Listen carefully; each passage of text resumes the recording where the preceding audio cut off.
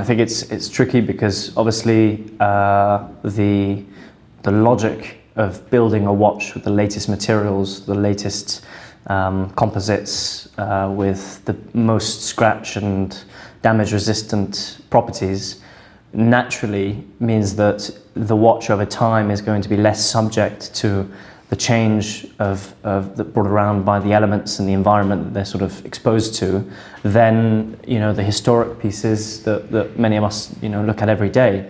So that will have an impact inevitably, but then probably what we'll see is something of a deliberate attempt to either design those watches in these great materials to look more and more vintage-like, so that you kind of skip that whole process and get straight to a vintage-inspired piece, or we'll see people deliberately modifying their watches to try and render them, more patinated. But in some ways, if you look at what makes the most money, it is the new old stock unaged. It's just that we have to make judgments about whether aging and patina is attractive because it's part of the process. But when you find that never been out of its box, never been out of the safe in the retailer, sharp case, black dial, never been in the sun, that is incredibly rare and therefore makes incredibly good money. So in some ways what we're aspiring to is that perfection in our old pieces because it is rare.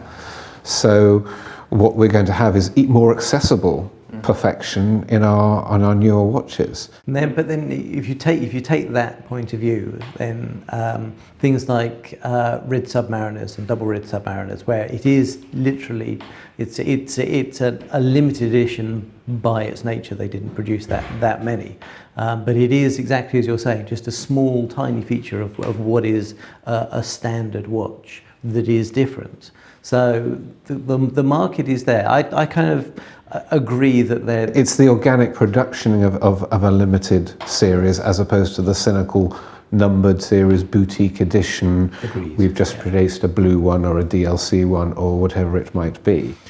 I think again, when you're talking about the new old stock, that's the ultimate dream. You come across something that is an ultra rare watch and it is new old stock. But then you do actually have already in the marketplace things that don't change. Things like the Patek Philippe 2526 with the enamel dial. Mm-hmm. That doesn't do cracks, but it's not going to age at all. In 300 years time, that dial will look exactly as it does today. And there's a certain appeal to that. So maybe that appeal will carry over into the ceramic bezels and the dials that don't fade because they're made not to fade. My only sort of concern or caveat with that, I guess, is, well, obviously today we're talking about increasingly industrial scale-esque production of certain watches by certain watch companies. And obviously, the limited editions go from being 50 to 700 or 1300, and there's obviously a question mark around whether that truly is a limited edition in that sense, just simply by the sheer volume of pieces that were made, not whether they break the cast or make no more.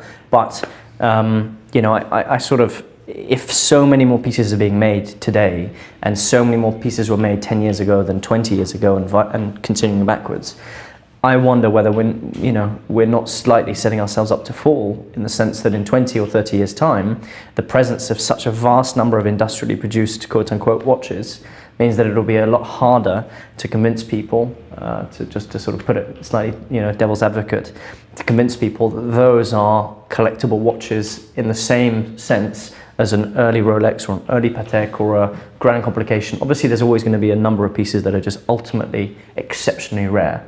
But in a broader sense, from the big brands, I think we're going to struggle in 20 or 30 years to justify the same sort of level of hype around pieces that were made 10 years ago. I don't see that the modern will become vintage in the same way, because they're largely produced as luxury aspirational pieces, not tools. You can say it's a tool watch if we're talking about a Rolex sports piece, but how often is it used as a tool?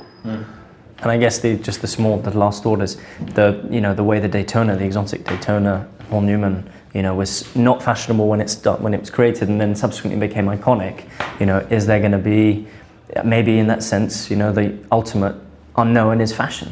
the cyclicality of fashion trends, and who knows what in 10 years, maybe there'll be this enormous retro demand for a very particular kind of design. Maybe PVD covered watches will be the range, who knows, more than today. I was thinking on the train on the way in, I was thinking, wouldn't it be bizarre if something completely ridiculous happened, that suddenly men were wearing ladies' cocktail watches for some reason? It became the ultimate fashion, and you can imagine us all going, "Oh, do you remember when you could buy a Longines diamond-clad cocktail watch for the exactly?" And now it's 40,000. Yeah, no, it's unknown, I suppose, is what. That crystal ball, I wish I had it. Yeah, likewise.